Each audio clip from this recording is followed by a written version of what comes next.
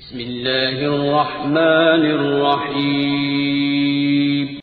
اللہ تعالیٰ قرآن میں سورہ کہف میں 2 آدمیوں کا قصہ بیان کرتے ہیں، فرماتے ہیں کہ ان میں سے ایک شخص ایسا تھا کہ اسے اس کے رب نے قریباً ہر ایک نعمت سے نوازا، اس کو باغات دیے جس میں بہترین اناج کی پیداوار ہوتی تھی۔ پھر ایک دن وہ اپنے دوست یعنی ہمسائے کو اپنے ساتھ باغ میں لایا اور اس نے اسے بتانا شروع کیا کہ اس کے پاس کتنا مال ہے۔ اس نے کہا کہ میں نفری میں یعنی مین پاور میں، مال میں اور عزت میں بھی تم سے زیادہ ہوں۔ میں یہ سب باغات اتنی محنت اور اسٹریٹجک پلاننگ سے بناتا ہوں کہ وہ گر ہی نہیں سکتے، اور اگر میں کبھی مر بھی جاتا ہوں تو کیونکہ میرے پاس دنیا میں اتنا سب کچھ ہے تو آخرت میں بھی جنت کو میرے آگے پیش کر دیا جائے گا۔ اس کی یہ بات سن کر اس کے دوست نے اس سے کہا کہ تم اپنے رب کے ساتھ شرک مت کرو، اور یہ پوائنٹ تھا۔ کیا ہوا؟ اللہ فرماتے ہیں ایک جھونکا تھا، بس اس کا سب کچھ ملیا مٹ ہو گیا۔ اور جانتے ہیں اس شخص نے بھی آخر میں کیا الفاظ استعمال کیے؟ اس نے کہا کاش میں اپنے رب کے ساتھ شریک نہ ٹھہرایا ہوتا۔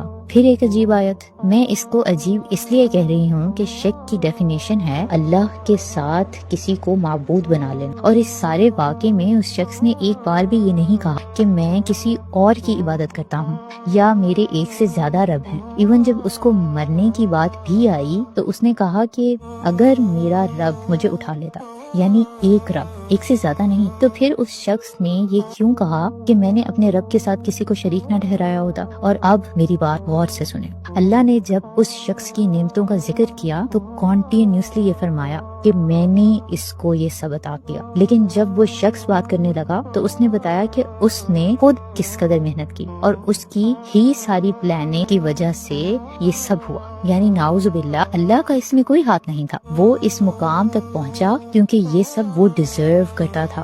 اس نے اپنے بلبوتے پر اتنی بڑی امپائر کھڑی کر دی۔ کیا آپ کو یہ باتیں سنی ہوئی نہیں لگتی؟ آج ہم میں سے کسی شخص کے پاس تھوڑا سا مال یا فیم یا پاور آ جائے تو سب سے پہلے فخر کے ساتھ بتائی جانے والی بات کیا ہوتی ہے کہ کس طرح میں اس مقام تک پہنچا ہوں، کس طرح میں ایک سیلف میڈ انسان بنا۔ مومن سیلف میڈ انسان نہیں ہوتا، مومن ہمیشہ اللہ میڈ انسان ہوتا ہے۔ ہاں ہم محنت کرتے ہیں، پلاننگز بھی کرتے ہیں، لیکن اس کے بعد رزلٹ کی امید اپنے رب سے لگا لیتے ہیں۔ وہ دے دے تو اس کا شکر، اور اگر وہ نہ بھی دے تو وہ رب ہے اور ہم اس کی مخلوق۔